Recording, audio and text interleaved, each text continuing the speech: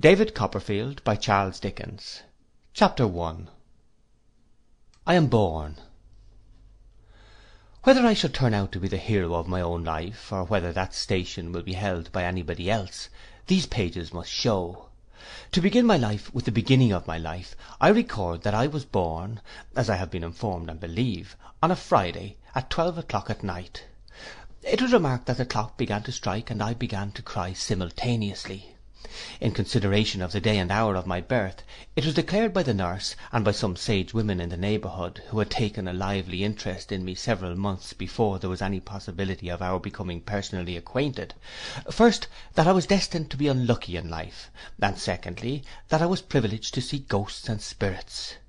Both these gifts inevitably attaching, as they believed, to all unlucky infants of either gender, born towards the small hours on a Friday night. I need say nothing here on the first head, because nothing can show better than my history whether that prediction was verified or falsified by the result.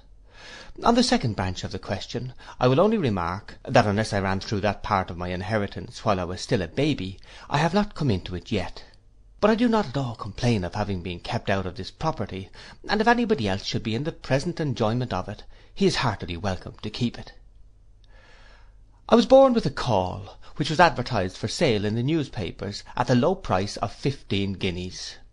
Whether sea-going people were short of money about that time, or were short of faith and preferred cork jackets, I don't know.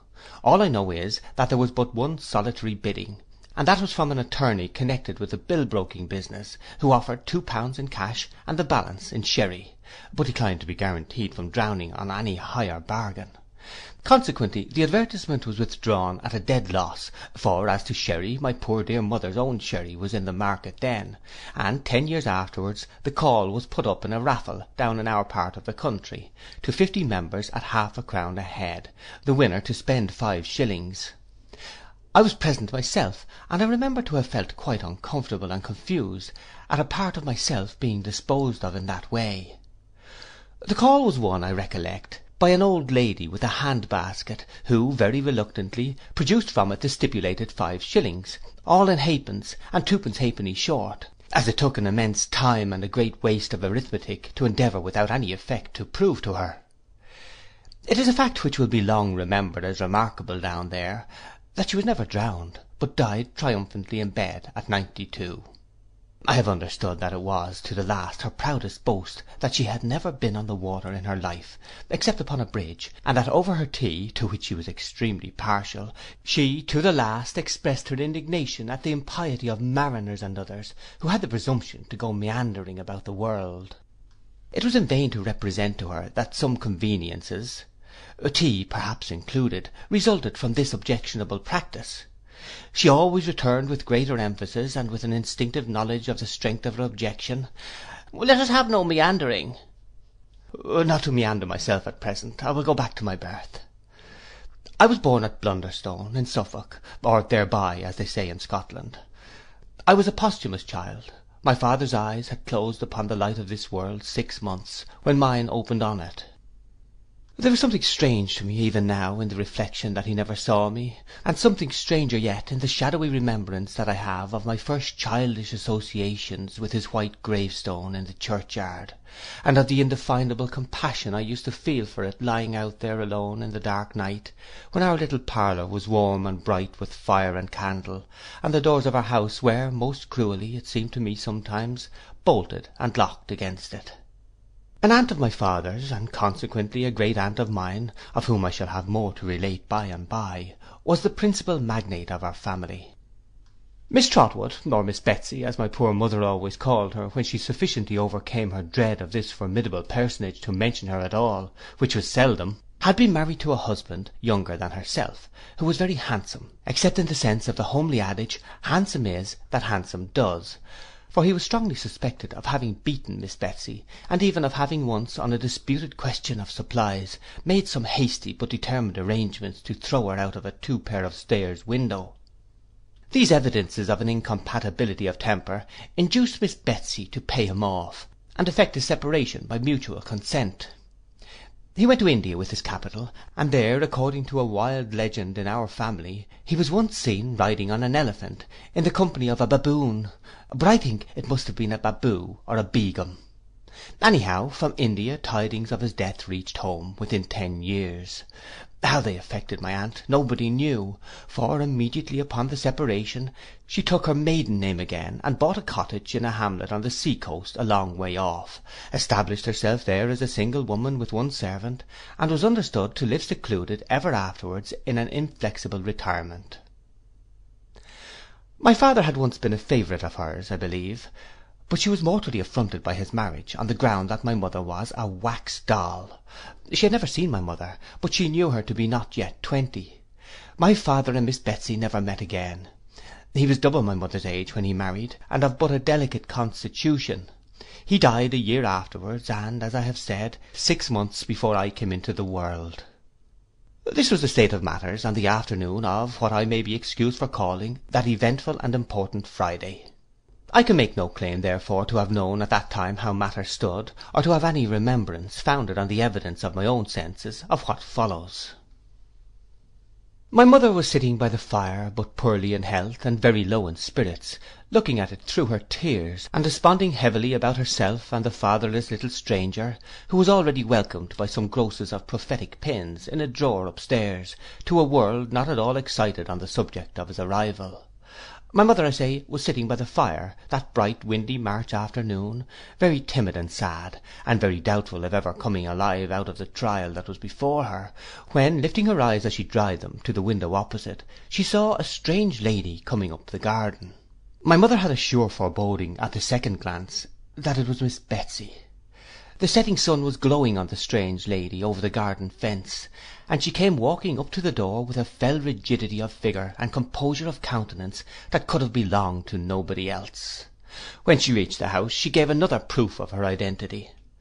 My father had often hinted that she seldom conducted herself like any ordinary Christian, and now, instead of ringing the bell, she came and looked in at that identical window, pressing the end of her nose against the glass to that extent that my poor dear mother used to say it became perfectly flat and white in a moment. She gave my mother such a turn that I have always been convinced I am indebted to Miss Betsy for having been born on a Friday. My mother had left her chair in her agitation and gone behind it in the corner. Miss Betsy, looking round the room, slowly and inquiringly, began on the other side, and carried her eyes on, like a Saracen's head in a Dutch clock, until they reached my mother. Then she made a frown and a gesture to my mother, like one who was accustomed to be obeyed, to come and open the door. My mother went. "Mrs. David Copperfield, I think," said Miss Betsy, the emphasis referring perhaps to my mother's mourning weeds and her condition. "Yes," said my mother faintly. "Miss Trotwood," said the visitor. "You have heard of her, I dare say?" My mother answered that she had had that pleasure, and she had a disagreeable consciousness of not appearing to imply that it had been an overpowering pleasure. "Now you see her," said Miss Betsy. My mother bent her head and begged her to walk in. They went into the parlour my mother had come from, the fire in the best room on the other side of the passage not being lighted, not having been lighted, indeed, since my father's funeral. And when they were both seated, and Miss Betsy said nothing, my mother, after vainly trying to restrain herself, began to cry. "Oh, tut, tut, tut," said Miss Betsy in a hurry. "Don't do that. Come, come." My mother couldn't help it notwithstanding, so she cried until she had had her cry out. "Take off your cap, child," said Miss Betsy, "and let me see you." My mother was too much afraid of her to refuse compliance with this odd request, if she had any disposition to do so. Therefore she did as she was told, and did it with such nervous hands that her hair, which was luxuriant and beautiful, fell all about her face. "Why, bless my heart," exclaimed Miss Betsy, "you are a very baby." My mother was, no doubt, unusually youthful in appearance even for her years. She hung her head as if it were her fault, poor thing, and said, sobbing, that indeed she was afraid she was but a childish widow, and would be a childish mother if she lived. In a short pause which ensued, she had a fancy that she felt Miss Betsy touch her hair, and that with no ungentle hand. But looking at her in her timid hope, she found that lady sitting with the skirt of her dress tucked up, her hands folded on one knee, and her feet upon the fender, frowning at the fire. "In the name of heaven," said Miss Betsy suddenly. Why rookery? Do you mean the house, ma'am? asked my mother. Why rookery? said Miss Betsy. Cookery would have been more to the purpose, if you had had any practical ideas of life, either of you. The name was Mr. Copperfield's choice, returned my mother. When he bought the house, he liked to think that there were rooks about it. The evening wind made such a disturbance just now, among some tall old elm trees at the bottom of the garden, that neither my mother nor Miss Betsy could forbear glancing that way. As the elms bent to one another, like giants who were whispering secrets, and after a few seconds of such repose, fell into a violent flurry, tossing their wild arms about, as if their late confidences were really too wicked for their peace of mind, some weather-beaten ragged old rooks' nests, burdening their higher branches, swung like wrecks upon a stormy sea. "Where are the birds?" asked Miss Betsy. My mother had been thinking of something else. "The rooks, what has become of them?" asked Miss Betsy. "There have not been any since we have lived here," said my mother. "We thought, Mr. Copperfield thought, it was quite a large rookery, but the nests were very old ones, and the birds have deserted them a long while." "David Copperfield all over," cried Miss Betsy. "David Copperfield from head to foot. Calls a house a rookery when there's not a rook near it, and takes the birds on trust because he sees the nests." "Mr. Copperfield," returned my mother, "is dead, and if you dare to speak unkindly of him to me—" My poor dear mother, I suppose, had some momentary intention of committing an assault and battery upon my aunt, who could easily have settled her with one hand, even if my mother had been in far better training for such an encounter than she was that evening. But it passed with the action of rising from her chair, and she sat down again very meekly, and fainted. When she came to herself, or when Miss Betsy had restored her, whichever it was, she found the latter standing at the window. The twilight was by this time shading down to darkness, and dimly as they saw each other, they could not have done that without the aid of the fire. "Well," said Miss Betsy, coming back to her chair, as if she had only been taking a casual look at the prospect, "and when do you expect—" "I am all a tremble," faltered my mother. "I don't know what's the matter. I shall die, I am sure." No, said Miss Betsy. "Have some tea." "Oh, dear me, do you think it will do me any good?" cried my mother in a helpless manner. "Of course it will," said Miss Betsy. "It's nothing but fancy. What do you call your girl?" "I don't know that it will be a girl yet, ma'am," said my mother innocently. "Bless the baby," exclaimed Miss Betsy, unconsciously quoting the second sentiment of the pincushion in the drawer upstairs, but applying it to my mother instead of me. "I don't mean that. I mean your servant girl." "Peggotty," said my mother. "Peggotty," repeated Miss Betsy with some indignation. "Do you mean to say, child, that any human being has gone into a Christian church, and got herself named Peggotty?" "It's her surname," said my mother faintly. "Mr. Copperfield called her by it because her Christian name was the same as mine." "Here, Peggotty," cried Miss Betsy, opening the parlour door. "Tea, your mistress is a little unwell. Don't dawdle." Having issued this mandate with as much potentiality as if she had been a recognized authority in the house ever since it had been a house, and having looked out to confront the amazed Peggotty coming along the passage with a candle at the sound of a strange voice, Miss Betsy shut the door again and sat down as before, with her feet on the fender, the skirt of her dress tucked up, and her hands folded on one knee. "You were speaking about its being a girl," said Miss Betsy. "I have no doubt it will be a girl. I have a presentiment that it must be a girl.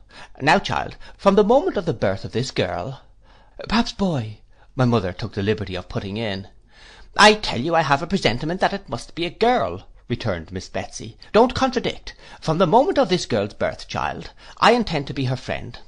I intend to be her godmother, and I beg you'll call her Betsy Trotwood Copperfield. There must be no mistakes in the life of this Betsy Trotwood. There must be no trifling with her affections, poor dear.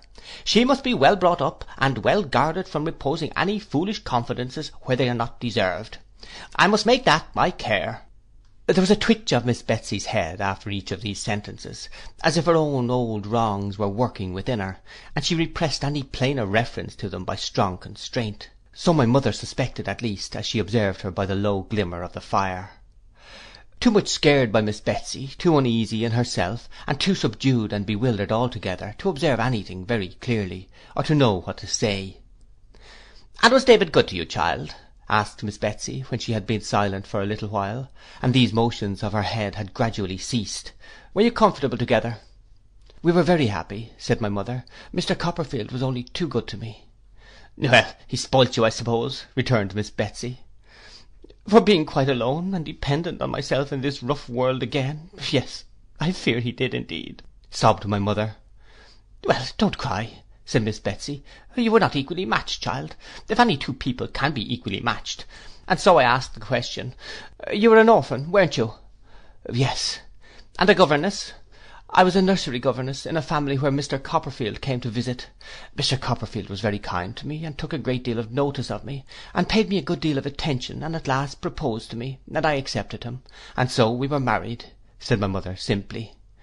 Ha! Poor baby, mused Miss Betsy, with her frown still bent upon the fire. Do you know anything?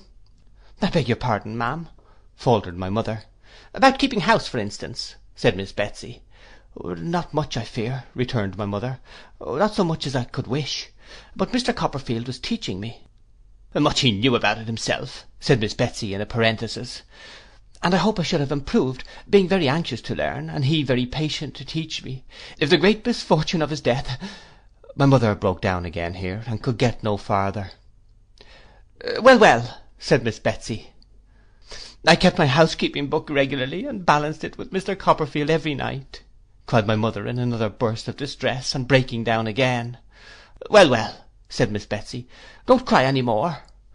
And I am sure we never had a word of difference respecting it, except when Mr. Copperfield objected to my 3s and 5s being too much like each other, or to my putting curly tails to my 7s and 9s, resumed my mother in another burst, and breaking down again. You'll make yourself ill, said Miss Betsy, and you know that will not be good either for you or for my goddaughter. Come, you mustn't do it.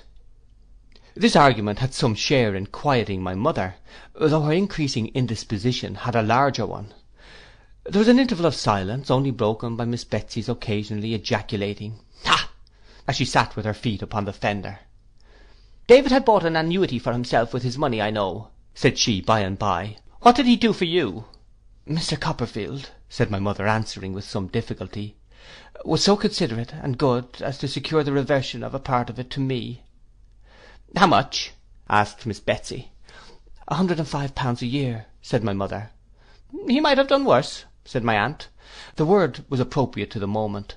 My mother was so much worse that Peggotty, coming in with the tea-board and candles, and seeing at a glance how ill she was, as Miss Betsy might have done sooner, if there had been light enough, conveyed her upstairs to her own room with all speed, and immediately dispatched Ham Peggotty, her nephew, who had been for some days past secreted in the house, unknown to my mother, as a special messenger in case of emergency, to fetch the nurse and doctor.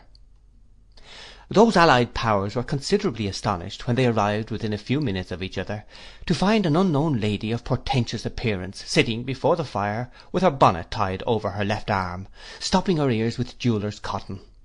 Peggotty knowing nothing about her, and my mother saying nothing about her, she was quite a mystery in the parlour, and the fact of her having a magazine of jeweller's cotton in her pocket and sticking the article in her ears in that way did not detract from the solemnity of her presence. The doctor having been upstairs and come down again, and having satisfied himself, I suppose, that there was a probability of this unknown lady and himself having to sit there face to face for some hours, laid himself out to be polite and social. He was the meekest of his sex, the mildest of little men. He sidled in and out of a room to take up the less space. He walked as softly as the ghost in Hamlet, and more slowly. He carried his head on one side, partly in modest deprecation of himself, partly in modest propitiation of everybody else. It is nothing to say that he hadn't a word to throw at a dog. He couldn't have thrown a word at a mad dog. He might have offered him one, gently, or half a one, or a fragment of one, for he spoke as slowly as he walked, but he wouldn't have been rude to him, and he couldn't have been quick with him for any earthly consideration. Mr. Chillip, looking mildly at my aunt with his head on one side, and making her a little bow, said in allusion to the jeweller's cotton, as he softly touched his left ear, "Some local irritation, ma'am." "What?" replied my aunt, pulling the cotton out of one ear like a cork. Mr. Chillip was so alarmed by her abruptness, as he told my mother afterwards, that it was a mercy he didn't lose his presence of mind, but he repeated sweetly, "Some local irritation, ma'am." 'Nonsense,' replied my aunt, and corked herself up again at one blow. Mr. Chillip could do nothing after this, but sit and look at her feebly, as she sat and looked at the fire, until he was called upstairs again. After some quarter of an hour's absence, he returned. 'Well,' said my aunt, taking the cotton out of the ear nearest to him. 'Well, ma'am,' returned Mr. Chillip, we are progressing slowly, ma'am.' 'Bah!' said my aunt, with a perfect shake on the contemptuous interjection, and corked herself as before. Really, as Mr. Chillip told my mother, he was almost shocked. Speaking in a professional point of view alone, he was almost shocked. But he sat and looked at her, notwithstanding, for nearly 2 hours, as she sat looking at the fire, until he was again called out. After another absence, he again returned. 'Well,' said my aunt, taking the cotton out of that side again. 'Well, ma'am,' returned Mr. Chillip, we are progressing slowly, ma'am.' 'Ah!' said my aunt, with such a snarl at him that Mr. Chillip absolutely could not bear it. It was really calculated to break his spirit, he said afterwards. He preferred to go and sit upon the stairs in the dark and in a strong draught until he was again sent for. Ham Peggotty, who went to the National School, and was a very dragon at his catechism, and who may therefore be regarded as a credible witness, reported next day that, happening to peep in at the parlour door an hour after this, he was instantly descried by Miss Betsey, then walking to and fro in a state of agitation, and pounced upon before he could make his escape. That there were now occasional sounds of feet and voices overhead, which he inferred the cotton did not exclude, from the circumstance of his evidently being clutched by the lady as a victim on whom to expend her superabundant agitation when the sounds were loudest. That, marching him constantly up and down by the collar, as if he had been taking too much laudanum, she at those times shook him, rumpled his hair, made light of his linen, stopped his ears as if she confounded them with her own, and otherwise touzled and maltreated him. This was in part confirmed by his aunt, who saw him at 12:30 o'clock, soon after his release, and affirmed that he was then as red as I was. The mild Mr. Chillip could not possibly bear malice at such a time, if at any time. He sidled into the parlour as soon as he was at liberty, and said to my aunt in his meekest manner, 'Well, ma'am, I am happy to congratulate you.' 'Upon what?' said my aunt sharply. Mr. Chillip was fluttered again by the extreme severity of my aunt's manner, so he made her a little bow, and gave her a little smile to mollify her. 'Mercy upon the man, what's he doing?' cried my aunt impatiently. 'Can't he speak?' 'Be calm, my dear ma'am,' said Mr. Chillip in his softest accents. 'There is no longer any occasion for uneasiness, ma'am. Be calm.' It has since been considered almost a miracle that my aunt didn't shake him, and shake what he had to say out of him. She only shook her own head at him, but in a way that made him quail. 'Well, ma'am,' resumed Mr. Chillip as soon as he had courage, 'I am happy to congratulate you. All is over now, ma'am, and well over.' During the 5 minutes or so that Mr. Chillip devoted to the delivery of this oration, my aunt eyed him narrowly. 'How is she?' said my aunt, folding her arms with her bonnet still tied on one of them. 'Well, ma'am, she will soon be quite comfortable, I hope,' returned Mr. Chillip.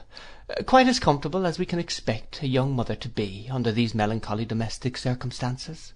There cannot be any objection to your seeing her presently, ma'am. It may do her good.' 'And she, how is she?' said my aunt sharply. Mr. Chillip laid his head a little more on one side, and looked at my aunt like an amiable bird.